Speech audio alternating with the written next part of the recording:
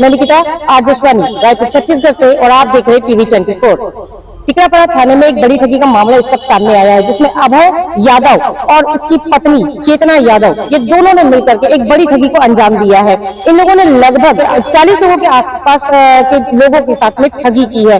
करोड़ों की ठगी उन्होंने की है, जिसमें से 20 से 25 लोगों ने आज टिकरापाड़ा थाने में अपना आवेदन दिए है। आइए पीड़ितों से मिलते हैं और इस मामले के बारे में आगे जाने की कोशिश करते हैं। बेहतरीन खबरों के लिए बने रहे हमारे साथ और देखते रहिए टीवी 24। मेरा नाम रवि कुमार सेन है। मेरी छोटी सी दुकान थी सैलून की, उसमें आते थे अभय कुमार। बताया जमीन दलाली का काम करता हूँ, तो मैं अपने लिए और अपने चाचा के लिए 2 ठनी प्लॉट देखा था, उसको खरीद लिया। पैसा दे दिया, करीब 17 लाख के आसपास कैश दिया हूँ और 5-6 लाख के आसपास ऑनलाइन दिया हूँ। और अभय कुमार यादव को उसके हाथ में दिया हूँ, उसके ऑफिस में दिया हूँ कैश। क्या बोला था, किस लिए पैसा दिए थे? जमीन के लिए। जमीन खरीदने? हाँ, जमीन खरीदने थे, तो जमीन के लिए दिया था। तो 25 लाख आप दे दिए, उसके एवज में कोई लिखा पढ़ा हुआ था? बस वो स्टाम्प में लिख के दिया है और कुछ नहीं। उसके बाद वो ऑनलाइन रहता है, उसका हिस्ट्री है बस, और कुछ नहीं। कहाँ पे जमीन बता रहे? एक कैश में दिया और कितना?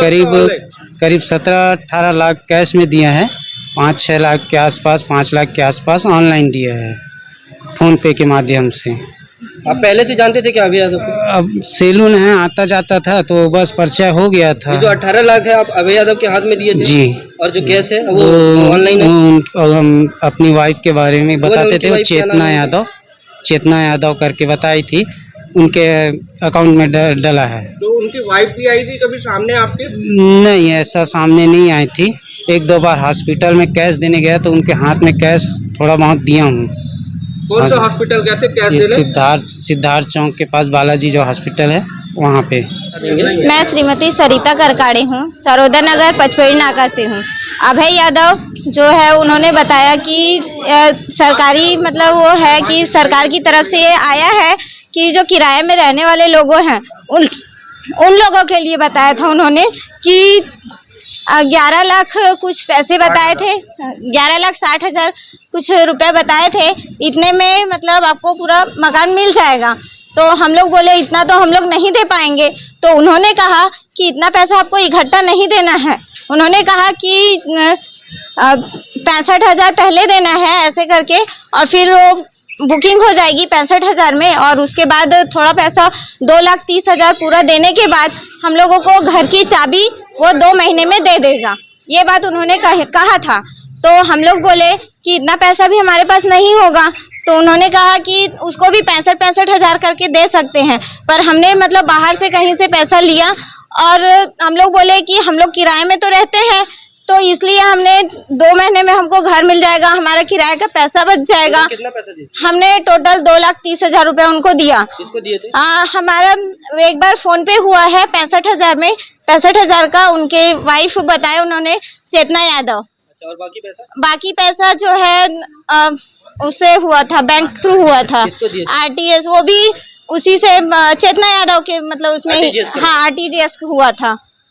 क्या सरकारी योजना बताया उसने, तो सरकारी योजना तो मैंने कोई कागजात दिया था आपको? जी नहीं, उन्होंने कुछ भी नहीं दिया। मैं उसके लिए बार बार उनको बोली, तो उन्होंने कहा कि फोन भी मैं बीच बीच में मैं करती रही कि हमने इतना पैसा दिया है। मैं उनको ये भी बोली कि भैया आपने तो हम बताया है ऐसे कि इतना मतलब होने के बाद आपको सारी चीजें मिल जाएगी। तो मैंने कहा हम अगर 10,000 15,000 भी किसी को देते हैं तो उसका भी हम कोई रिसिप्ट लेते हैं। तो उन्होंने कहा कि मैडम इसमें कुछ दिन लग जाता है, वो हो जाएगा, आप उसके बारे में चिंता मत कीजिए। अभी कुछ दिन पहले ही मतलब मेरे ख्याल से 1-8 महीना या 15-20 दिन होगा, तो उस बीच में फ़ोन की तो तब भी उन्होंने यही बात कहा कि आपको बस उसका टाइम हो गया है, बोले 2 महीना में आपको आपका घर मिल जाएगा, चाबी मिल जाएगा, सारी चीज़ें मिल जाएगी।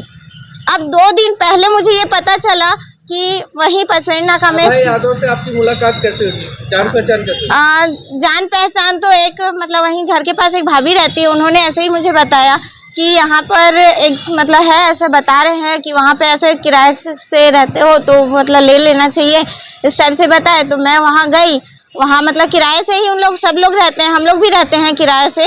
तो वहाँ गई तो उन्हें बताया कि हाँ वो अभय भैया यहीं रहते हैं। तो वो मुझसे मिले, वो भी किराए से रहते हाँ, वो भी किराए से रहते हैं, सरोदा नगर में ही रहते हैं। ठीक है, अभी शासन प्रशासन क्या चाहते हैं, क्या अपील करते हैं? हम चाहते हैं कि उनको मतलब कहीं से भी ढूंढ के निकाला जाए, और हम लोगों का जितने भी बहुत सारे लोग हैं, ऐसा नहीं कि मेरा अकेले का पैसा यहाँ फंसा हुआ है, बहुत सारे लोग हैं, उनसे पैसा वो किया जाए। और सबसे पहली बात तो उनकी वाइफ जो बताया जा रहा है, और उन्होंने बताया हम लोगों को कि चेतना यादव उनकी वाइफ है, वो उनकी वाइफ नहीं है। 4 सालों से उन्होंने बताया कि 4 सालों से मैं यहाँ रह रहा हूँ, वो किराए से। क्या लगता है दोनों मिलकर काम कर रहे थे? वो दोनों मिलकर काम कर रहे हैं, ये बात निश्चित है, वो निश्चित है, क्योंकि उनका अगर हमारा पैसा सब कुछ उसमें जा रहा है